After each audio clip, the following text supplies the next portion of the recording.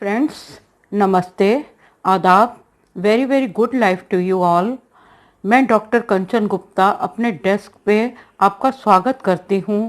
आज जो मेरा सब्जेक्ट है वो एक बहुत बहुत कॉमन प्रॉब्लम है जो 80% औरतों को होती है। It's a very common problem. 80% women suffer from it. लेकिन इसमें घबराने की कोई बात नहीं है, क्योंकि आज टेक्नोलॉजीज़ इतनी एडवांस हैं कि इस प्रॉब्लम से बहुत जल्दी हमें रिलीफ मिल जाता है, मुक्ति मिल जाती है। ये प्रॉब्लम क्या है? इसे उर्दू में और हिंदी में हम रसौली कहते हैं, और इंग्लिश में फाइब्रोमास, मायोमास, फाइब्रॉइड्स, सिरोसा, non cancerous non malignant tumours कहते हैं। ये रिप्रोडक्टिव ऑर्गन के किसी भी पार्ट में हो सकता है, जैसे यूटेराइन मायोमा और सिस्ट हमारे बच्चादानी में, या जिसे हम वॉर्म कहते हैं उसमें जो ट्यूमर है वो यूटेराइन मायोमा है। ओवरिन सिस्ट और ट्यूमर्स जो अंड कोशों में यानी डिंब कोशों में, ओवरीज में होती है, वो सिस्ट और tumours. Next, cyst about fallopian tubes, वो ट्यूब जो कि ओवरी में जो एग्स फॉर्म होते हैं उसका पैसेज है, और वो जो अंडे हैं वो एग्स हैं, वो यूट्रस में आके फर्टिलाइज होते हैं, एम्ब्रायो में चेंज होते हैं, और इस तरह सर्विक्स का ट्यूमर या सिस्ट होता है। यानी जो मुंह होता है, जो मेन एंट्री पॉइंट होता है यूट्रस का, उसका ट्यूमर या सिस्ट। इस तरह आप समझ गए होंगे कि यूट्रस में या ओवरीज में या फैलोपियन ट्यूब में या सर्विक्स में कहीं भी सिस्ट हो सकते हैं, ट्यूमर्स हो सकते हैं। लेकिन कई बार पूरे रिप्रोडक्टिव ऑर्गन्स में सिस्ट और ट्यूमर दोनों होते हैं। नेक्स्ट चलते हैं हम कि अगर मल्टीपल सिस्ट हों तो भी औरत प्रेग्नेंट होती है। मल्टीपल सिस्ट हों यानी आउटग्रोथ्स हों तो भी प्रेगनेंसी में कोई तकलीफ नहीं होती। बच्चा बियर करने में, एम्ब्रायो को बियर करने में गर्भवती स्त्री को कोई दिक्कत नहीं होती। लेकिन अगर फाइब्रॉयड बड़े हों या मल्टीपल फाइब्रॉयड हों, छोटे हों, तो भी मिसकैरिजेस होते हैं। मीन्स वॉर्म में ताकत नहीं होती, क्योंकि वहाँ फाइब्रॉयड ने अंदर जगह ले रखी है, तो बच्चा वहाँ पे कैसे डेवलप होगा जिस जगह को फाइब्रॉयड ने या रसोली ने घेर के रखा है। 25 साल पहले ये जांचने के लिए ट्यूमर बेनिंग है या कैंसरस है, यानी कि वो मैलिग्नेंट है या रुका हुआ ट्यूमर है, बायोप्सी के लिए वेजाइनल ओपनिंग से यूट्रस का टुकड़ा निकालकर काट लिया जाता था, जो बहुत तकलीफ दे प्रोसेस होता था, और औरत को कई दिन तक जख्म की दर्द देखनी पड़ती थी, भोगनी पड़ती थी, सहन करनी पड़ती थी, और टेस्ट रिपोर्ट्स भी बहुत दिनों बाद मिलती थी। शुरुआत में ही आप अगर होम्योपैथी से इलाज शुरू करेंगे तो ये प्रॉब्लम बहुत कंट्रोल में आ सकती है। मैंने अपनी पहली वीडियो पॉलीसिस्टिक ओवरी पे बनाई थी, आप उस पे जाएं, उसे देखें, समझें कि जो सिस्ट्स हैं वो उसके लक्षण जो हैं वो तभी नज़र आ जाते हैं जब लड़की को, बच्ची को फर्स्ट पीरियड्स होते हैं, at the advent of first menstrual flow. उसके 1 साल के अंदर पता चल जाता है। मैंने उसमें सिम्टम्स बताए हैं कि वो सिम्टम्स क्या हैं, वेट का बढ़ना या बहुत ज़्यादा ब्लीडिंग होना या एमिनोरिया को फेस करना, इस तरह की प्रॉब्लम है। अगर आपको अपनी बच्ची के first advent of menstrual periods में कुछ ऐसे सिम्टम नज़र आएँ तो आप गायनेकोलॉजिस्ट के पास जाएं, स्कैन कराएं, क्योंकि उस उम्र में, टीन एज में सिस्ट बननी शुरू हो जाती हैं, और कई बार वो डॉर्मेंट रहती हैं, वो कई बार होम्योपैथी से डॉर्मेंट भी हो जाती हैं, लेकिन बाद में वो ट्यूमर बन सकती हैं। इसलिए आपको ये नहीं समझना चाहिए कि जो बच्चा छोटा है उसको कोई तकलीफ नहीं आएगी। तकलीफ के सिम्टम तो बहुत साल पहले हमें नज़र आने लगते हैं, लेकिन मैं गारंटी के साथ कभी नहीं कहूँगी कि अगर ट्यूमर बढ़ रहा है तो आप सिर्फ होम्योपैथी पे डिपेंड करें या रिलाई करें। आप मेरे सेंटेंस को ध्यान से सुने। होम्योपैथी बहुत कारगर है, बहुत अच्छी है, लेकिन कुछ ऐसे लोग जो कि 100% आयुर्वेद या होम्योपैथ पे डिपेंड करते हैं, लेकिन उनकी सिस्ट डॉर्मेंट भी हो जाती हैं, लेकिन एक स्टेज आती है कि वो सिस्ट बढ़नी शुरू हो जाती है और ट्यूमर बन जाती है। और मैंने ऐसे लोग भी देखे हैं कि बड़ी उम्र तक आते आते उनका उस ट्यूमर पे कोई कंट्रोल नहीं रहता और उनका ट्यूमर इतना फास्ट बढ़ता है कि 2 महीने में वो ½ kg का यानी आधा किलो का हो जाता है और 3 किलो क्या 6-6 किलो तक ट्यूमर लोगों के यूट्राइन वॉल से बाहर आए हैं। और आप हमेशा किसी गायनेकोलॉजिस्ट को ज़रूर कंसल्ट करें। सिर्फ होम्योपैथी और आयुर्वेद पे आप 100% डिपेंड ना करें। हालांकि मैं खुद होम्योपैथ हूँ, होम्योपैथ की भक्त हूँ। और नेक्स्ट हम चलते हैं कि हर औरत की तकलीफ़ एक दूसरे से अलग होती है, क्योंकि उस भगवान ने, गॉड ने, अल्लाह ने, खुदा ने हर किसी को एक नया नमूना बनाया है, एक अलग तरीके से फ्रेम किया है, एक अलग रूप रंग और इंटरनली सेम ऑर्गन देने के बावजूद उनमें बीमारियां अलग अलग तरह की दी हैं, मिलती जुलती हैं, फिर भी अलग हैं। आपको अपने गायनो सर्जन से ज़रूर मिलना चाहिए और अगर वो सर्जरी की सलाह आपको देता है तो आप देर ना करें, वरना सर्जरी लेट होने से बहुत कॉम्प्लिकेशंस हो जाती हैं। और ख़ासकर बड़ी उम्रों में जब इंसान मिडल एज पार करता है तो वो सर्जरी के बहुत साइड इफ़ेक्ट्स भी होते हैं। बॉडी इतनी कमज़ोर हो चुकी होती है कि सर्जरी की तकलीफ बर्दाश्त नहीं कर सकती। आज अगर सिर्फ यूट्रस रिमूव करवाना है तो लेप्रोस्कोपी से बहुत इजीली निकाला जा सकता है। टेक्नोलॉजीज इतनी एडवांस हो चुकी हैं कि दूसरे दिन पेशेंट को रिलीज़ कर दिया जाता है, लेकिन पहले 15 दिनों बाद स्टिचेस काटे जाते थे और 20 दिन इंसान हॉस्पिटल में ही रहता था। आज पेशेंट को पता भी नहीं चलता, इतना दर्द भी नहीं होता कि सर्जरी के टाइम एनेस्थेसिया के दौरान ही कैंसर की जांच के लिए स्पेसिमेन ले लिया जाता है और आधे घंटे के अंदर वो स्पेसिमेन जो है वो मैलिग्नेंट है कि नहीं, कैंसर है कि नहीं, इसकी रिपोर्ट आधे घंटे में मिल जाती है। अगर मल्टीपल ट्यूमर्स पूरे रिप्रोडक्टिव ऑर्गन में हैं तो सर्विक्स, यूट्रस, फैलोपियन ट्यूब्स और ओवरीज सब निकाल दी जाती है और कन्वेंशनल टाइप से सर्जरी होती है। इस सर्जरी को मायोमेक्टमी या हिस्टेरेक्टमी कहते हैं। एक बात याद रखें, सबसे सलाह ना करें, सबकी ना सुने, वरना आपका कॉन्फिडेंस लेवल यानी दिल दिमाग की ताकत यानी मनोबल कमज़ोर हो जाएगा। कुछ लोग कहते हैं ओवरीज निकालने के बाद इंसान डिप्रेशन में चला जाता है, बिस्तर से नहीं उठ सकता। ऐसा बिल्कुल नहीं है। इस सर्जरी से आपके सेरोटोनिन लेवल पर कोई असर नहीं होगा, वो बरकरार रहेगा। कभी ना सोचें कि आप डिप्रेशन या उदासी के मरीज हो जाएंगे। आप खुश रहने की कोशिश करें। मैं आपको एक बात बताना चाहती हूँ कि ये जो फाइब्रॉइड्स हैं ये 4 तरह के होते हैं।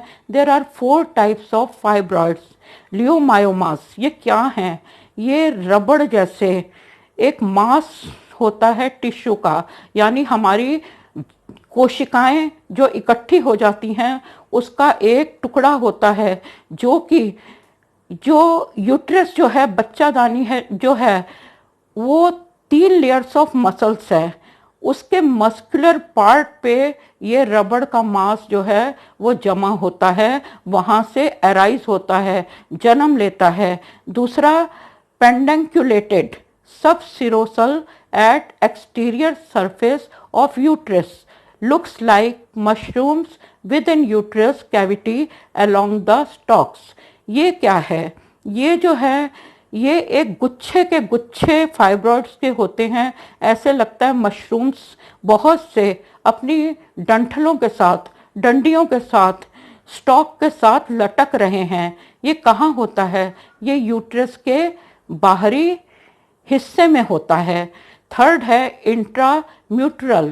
इंट्राम्यूरल फाइब्रॉइड्स, जो कि यूट्राइन वॉल, जो बच्चादानी की दीवार है, जो उसकी कवर है, कवरिंग के अंदर पैदा होते हैं। नेक्स्ट फोर्थ है सब म्यूकोसल फाइब्रॉइड। ये कहाँ है कि यूट्रस तो हॉलो है, एक खाली है अंदर से, 3 लेयर मसल्स के अंदर वो खाली है, लेकिन वहीं पे जब स्पर्म्स मिलते हैं एग्स के साथ, वहाँ पे एम्ब्रायो डेवलप करता है, बच्चा बनना शुरू हो जाता है। तो वो जो हॉलो यूट्राइन कैविटी है उसमें जो फाइब्रॉइड होगा वो म्यूकोजल है, सब म्यूकोजल है। अच्छा, जब फाइब्रॉइड्स होते हैं या सिस्ट बड़ी होने लगती हैं या मल्टीपल सिस्ट होती हैं तो उसके सिम्टम्स क्या हैं? लॉन्ग लास्टिंग पीरियड्स में appear 3-4 times in a month. अगर पीरियड्स आते हैं, अगर मासिक धर्म होता है, हैज होता है, तो वो 4-5 दिन में नहीं ख़त्म होता, कई बार 10 दिन 15 दिन लगते हैं ख़त्म होने में। और कई बार ऐसा भी होता है कि 4 दिन बाद ख़त्म होता है, लेकिन दूसरे दिन या तीसरे दिन फिर उसी फोर्स के साथ शुरू हो जाता है। सेकंड सिम्टम है heavy menstrual bleeding, anaemia, haemoglobin reduces to 5 mg। Third इसका सिम्टम है difficult emptying of bladder, urine पूरी तरह पास नहीं होता और इनवॉलंटरी यूरिनेशन होती है और बार बार होती है। रेक्टम पे बहुत प्रेशर पड़ता है। Great pelvic pressure and unbearable crampy pains. इसके कॉजेस क्या हैं? Genetics, inherited. Second, early onset of menstrual periods. हम सोचते हैं बच्ची 10 साल में बहुत हेल्दी है इसलिए पीरियड शुरू हो गए, लेकिन ये रीज़न नहीं है। जिनको बहुत जल्दी होते हैं इसका मतलब उनका एस्ट्रोजन और प्रोजेस्टेरॉन हार्मोन लेवल इम्बैलेंस्ड है, हाइपरप्लेसिया की वजह से है। फिर excess of non vegetarian diet and red meat. जो लोग बहुत रेड मीट खाते हैं, बहुत नॉन वेजिटेरियन डाइट लेते हैं, उनको इस तरह की प्रॉब्लम आती है। और जो बर्थ कंट्रोल पिल्स लेते हैं उससे भी हार्मोन इनबैलेंस हो जाते हैं। आज के ज़माने में बच्चे कम होते हैं और यूट्राइन टिश्यू यूज़ नहीं होते। पहले ज़माने में हज़ारों में से किसी एक औरत को ये प्रॉब्लम होती थी। Intake of foods having high fire element. जो लोग बहुत गर्म तासीर का खाना, जैसे बहुत ज़्यादा लहसुन, ज़रूरत से ज़्यादा गरम मसाले, पिस्ता, अदरक वगैरह खाते हैं, उनको भी इस तरह की प्रॉब्लम आ जाती है। कुछ लोग बहुत साल पहले होम्योपैथी और आयुर्वेद में हीरक भस्म यानी हीरे, डायमंड की भस्म वगैरह लेते थे, लेकिन एक स्टेज आई जब सर्जरी बहुत ज़रूरी हो गई, वरना फास्ट ग्रोइंग, तेज़ी से बढ़ते हुए टिश्यू, चाहे ब्रेस्ट में हो चाहे यूट्रस में हो, वो बढ़ेंगे और हमेशा आप कन्वेंशनल सर्जरी की तरफ जाएं, वरना यूटेराइन जो टिश्यू हैं वो कई बार बढ़ के फैल के ब्रेस्ट तक भी आ सकते हैं। इसके टेस्ट कौन कौन से हैं? सबसे पहले स्कैनिंग, सोनोग्राफी, हिस्टेरोस्कोपी। इसमें एक छोटा टेलीस्कोप माने हिस्टोस्कोप, अ फाइन कैमरा जो है सर्विक्स में इंसर्ट किया जाता है, सर्विक्स के थ्रू इंसर्ट किया जाता है, जिससे मालूम होता है कि फाइब्रॉइड का साइज क्या है और पोजीशन क्या है, वो यूट्रस में है या पूरे रिप्रोडक्टिव ऑर्गन में है, जो भी है। इसकी ट्रीटमेंट क्या है? एक ट्रीटमेंट है degenerating fibroid uterine arteries embolisation and endometrial ablation. इसमें ट्यूमर्स में नॉट बी रिमूव्ड, ट्यूमर को हटाया नहीं जाता, लेकिन उसमें जाने वाली जो ब्लड सप्लाई है उसको कट ऑफ करते हैं। फाइब्रॉयड में अगर ब्लड सप्लाई नहीं होगी तो वो श्रिंक हो जाता है। It takes 2-3 months to get fibroid shrinked. इस प्रोसेस में 2 से 3 महीने लग जाते हैं। इसमें पॉलीवाइनिल अल्कोहल के इंजेक्शन दिए जाते हैं जिससे कि आर्टरीज ब्लॉक हो जाती हैं, जो कि फाइब्रॉयड को फीड करती हैं, फाइब्रॉयड को बड़ा करती हैं, फाइब्रॉयड को ब्लड सप्लाई करती हैं। गोनाडोट्रोपिन जो है वो रिलीजिंग हार्मोन जो हैं जैसे ल्यूप्रॉन, उनसे फाइब्रॉयड श्रिंक होते हैं। तो इस तरह के हार्मोन दिए जाते हैं, लेकिन इसके बहुत साइड इफ़ेक्ट हैं, जैसे हमारी हड्डियां जो हैं वो कमज़ोर हो जाती हैं, bone loss, osteopenia, osteoporosis, abdominal pain, fevers, बुखार आना, पेट में दर्द होना। इस प्रोसेस से ये कुछ साइड इफ़ेक्ट ज़रूर होते हैं। आप एक बात नोट करें, मैंने गार्लिक खाने को मना किया है, लेकिन गार्लिक एक्सट्रैक्ट से जो मेडिसिन बनती हैं वो इस तरह के हमारे एक्सेस हार्मोन्स को कंट्रोल कर लेती हैं। पिट्यूटरी को ऑर्डर मिलता है कि वो बाकी ग्लैंड्स को ऑर्डर ना दें एक्सेस हार्मोन प्रोड्यूस करने का। There are 50 medicine in homeopathy, लेकिन मैं आपको 50 मेडिसिन के बजाय कुछ एक मेडिसिन बताऊंगी। जैसे हम जो चूज़ करते हैं, सबसे पहले ऑरम म्यूर को चूज़ करते हैं, फ्रैक्सिनस अमेरिकाना को चूज़ करते हैं। फ्रैक्सिनस अमेरिकाना एक ऐश है, स्वा कहते हैं जिसको, राख कहते हैं। ऐश एक जला हुआ पौधे का जो राख है, खाक, और ज़ैंथोज़ाइलन भी खाक है। ये इंसान के यूट्रस पे बहुत इफ़ेक्ट करती हैं। कैलकैरिया फ्लोर, कैलकैरिया कार्ब, लैपिस एल्बा, यानी हर तरह का कैल्शियम जो है वो ट्यूमर को सुखाता है। ट्रिलियम पेंडुलम, ये मेंस्ट्रुअल फ्लो अगर रुकता है, उसके बजाय नाक से खून आता है या खून की खांसी होती है, तब ये बहुत कारगर दवा है। हेमामेलिस एंड मिलेफोलियम, अगर ब्लड फ्रेश, थिन, रेड और स्पीडीली फ्लो करता है तो। नेक्स्ट लैकेसिस है, अगर ब्लड ब्लैकिश है, कॉन्सेंट्रेटेड है, लंपी है और डार्क है। और एक है थैलेप्सी बर्सा, बहुत कारगर मेडिसिन है अगर फाइब्रॉयड हर वक्त ब्लीड करते हैं।